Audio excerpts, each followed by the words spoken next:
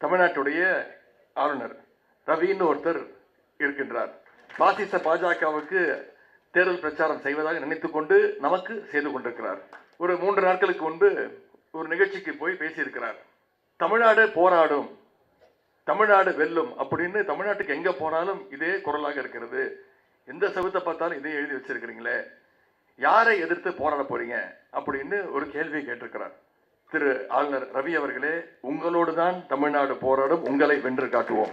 பாஜகவால் நேரடியா மக்கள் ஆதரவை பெற முடியாது. அதனாலதான் இன்னைக்கு அதிமுகவை மிரட்டி அவங்களோட தோல் மேல ஏறிக்கிட்டு இன்னைக்கு சவாரி செஞ்சுட்டு தமிழ்நாட்டுக்குள்ள நுழைய பார்க்கறாங்க. பாஜகவுக்கு பழைய அடிமைகள் பத்தாம இன்னைக்கு புது புது அடிமைகளையும் வலை வீசி தேடிட்டு இருக்குது பாஜக. எத்தனை அடிமைகளுடைய துணையோடு வந்தாலும் தமிழ்நாடு சுயமரியாதை மண் என்பதை 2026 சட்டமன்ற தேர்தல் மீண்டும் முடிவு செய்து அவங்களுக்கு நிரூபித்து காட்டும். இன்னைக்கு அதிமுகவோட நிலைமை என்ன? திரு எடப்பாடி பழனிசாமி அவர்கள் அதிமுக வாடகை எடுத்து இன்னைக்கு அந்த கட்சியை உள்வாடகைக்கு கொடுத்திருக்கிறார். இன்னைக்கு நாம சுயமரியாதை இயக்கத்துடைய 100ஆண்டை கொண்டாடி கொண்டிருக்கிறோம். ஆனா திரு எடப்பாடி பழனிசாமி அவர்களுக்கு சுயமரியாதைனா என்னன்னு கூட தெரியாது. கார் மாறி போனா கூட பரவாயில்ல, விழுகிற காலையும் மாற்றி விழுறவர் தான் திரு எடப்பாடி பழனிசாமி அவர்கள். கோவையிலே தமிழ்நாட்டிலே மிக நீண்ட மேம்பாலம் 10 கிலோமீட்டர் உள்ள மேம்பாலத்தை திறந்து வைத்து அதற்கு அறிஞர் விஞ்ஞானி ஜிடி நாயுடு பெயரை வைத்தார்கள். உடனே அவங்க பேர் வைக்காம இவங்க பேரை வச்சிருக்காங்க அப்படின்னு அவருக்கு தெரியாது. ஜிடி நாயுடு எப்படி இந்த சமூகத்துக்கு நாட்டுக்கு உழைத்தவர் என்பது. உங்கள் சென்னையிலேயே தினத்தந்தி அலுவலகம் இருக்கின்றது. அந்த தினத்தந்தி அலுவலகம் இந்த சீமான் வைத்திருக்கிறார் நாம் தமிழர். அந்த நாம் தமிழருடைய நிறுவனர் ஆதித்தனார் ஐயா அவர்களுக்கு அந்த தினத்தந்தி அலுவலகத்தை வாங்கி கொடுத்தது ஜிடி நாயுடு அவர்கள் தான். எப்பா என்னைக்கு நாங்க கருப்பு சட்டை போட்டோமோ அன்னைக்கே ஜாதி கீழே விழுந்துச்சுடா. ஜாதி, கடவுள், மதம் எல்லாம் சேர்ந்துதான் விழுந்தது. ஆனால் துரைசாமி பாலம் என்றால் எத்தனை பேருக்கு தெரியும்? உங்களுக்கு கருப்பையா தெரியுமாங்க? யார் அந்த பக்கத்து தெருவில் இருக்காரு அவராங்க? மூப்பனார் என்றால் தான் தெரியும், கருப்பையானா தெரியாது. அளவு நம்ம வேணும்னு அவர் சொல்லலை. போகட்டும், ஒரே ஒரு கேள்வி கேட்கிறேன். எங்க முப்பாட்டம் தாத்தன் பூலித்தேவனை எப்படி சொல்ல போறேன்னு மட்டும் எனக்கு சொல்றேன். பூலித்தேவன் பேர்ல ஒரு பாலம் வச்சிடலாம். உன்னோட முப்பாட்டம் தாத்தன் ரைட்டு, பூலி பாலம்னு வைப்பியா நீ? பூலித்தேவன் தானே. தேவர் மீதோ நாயுடு மீதோ எந்த ஜாதியின் மீதோ எங்களுக்கு பற்று இல்லை. அந்த காலத்தில் அந்த சொல்லுக்கு பொருளே ஜாதி இல்லை. நாயுடு என்பது சாதியை குறிக்கல. ஜிடிஎன்னா எங்களுக்கெல்லாம் ஒரு விஞ்ஞானி நினைவுக்கு வருகிறார்.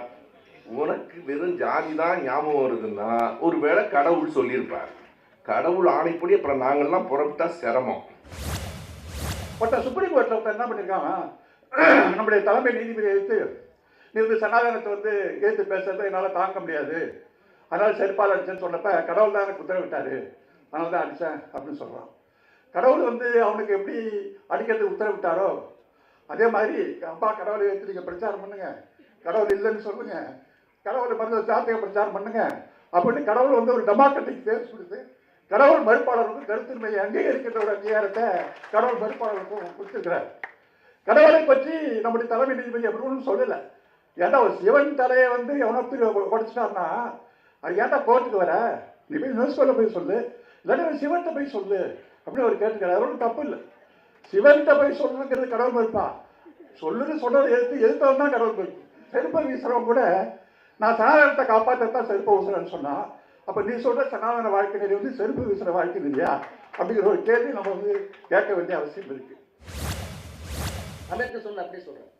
இந்து மதம் என்பது சாதிகளின் தொகுப்பு. அந்த சாதிகளை எடுத்து விட்டால் இந்து மதம் இருக்காது. இப்ப நீங்க ஆன்டி கன்வர்ஷன் பில்லுங்கிறீங்கல்ல, மதமாற்ற தடை சட்டம்னு, ஏன் உங்களை ரொம்ப வேகமா இருக்காங்க ஆர்எஸ்எஸ், பிஜேபி? எல்லா மாநிலங்களிலேயும் மதமாற்ற சட்டம் வர வேண்டும். மதம் மாறினா உனக்கு என்ன பிரச்சனை? மதம் மாறினால் உங்க மதத்துக்கு உங்களுக்கு கூப்பிட வேண்டியதானே? உங்களுக்கு தைரியம் இருந்தால் என்னுடைய மதத்துக்கு நான் கூப்பிட வேண்டியதானே? என்ன பிரச்சனைன்னா வர்றவனை எந்த ஜாதியில் நீ வைப்ப? அப்ப சாதி இல்லாமல் ஒருவன் இந்து மதத்தில் இருக்க முடியாது. அம்பேத்கர் சொன்னார், assortment of caste is the only feature of the religion. இந்தியாவில் யாரெல்லாம் அன்டச்சபிள்ஸ், தீண்டத்தகாதவர்கள் யார்? அப்ப அன்சீயபிள், அன்டச்சபிள், அன்அப்ரோச்சபிள் இதெல்லாம் இருந்துச்சான்னு இன்னைக்கு போய் ரசிகர் மன்றத்துக்காரன் கேட்கக்கூடாது. உங்க தாத்தா எப்படி தான் கேட்கக்கூடாது. இன்னைக்கு ஸ்டாம்ப் பேட்ல மாட்டிக்கிட்டவங்க இல்லை மாட்டிக்க போறவங்க இவங்கெல்லாம் இருந்தா உங்க தாத்தா யார்? உங்க தாத்தாவோட தாத்தா யார்? ஏன் படிக்கல? கொள்கை இல்லாத ஒரு அரசியல் வந்து விட்ட காலம். செருப்பு விழுந்தா கடவுளுங்கிறீங்கன்னு நாடாளுமன்றத்தில் இதே மாதிரி செருப்பை முக்கியமான ஆள் மேலே விட்டாங்க தான் சொல்லுவீங்களா? இதே மாதிரி 3 நாள் முடிச்சிருவீங்களா? நாடாளுமன்றத்தில் இதே மாதிரி இதே முக்கியமானவர்கள் மீது ஒரு காலனி வீசப்பட்டால் இந்தியா அமைதியா இருந்துருமா? அமைதியா இருக்க விட்டுருவீங்களா? இருந்துருமான்னு கேட்குறேன். அப்ப டிஸ்கிரிமினேஷன் சிஜிஐக்கு மட்டும் இல்ல, எல்லா அரசியல் சட்டத்தினுடைய அமைப்புகளுக்கும் டிஸ்கிரிமினேஷன் இருக்குங்கிறதுக்காக சொல்றேன். உடனுக்குடன் செய்திகளை தெரிந்து கொள்ள சன் நியூஸ் பெல் ஐகானை கிளிக் பண்ணுங்க.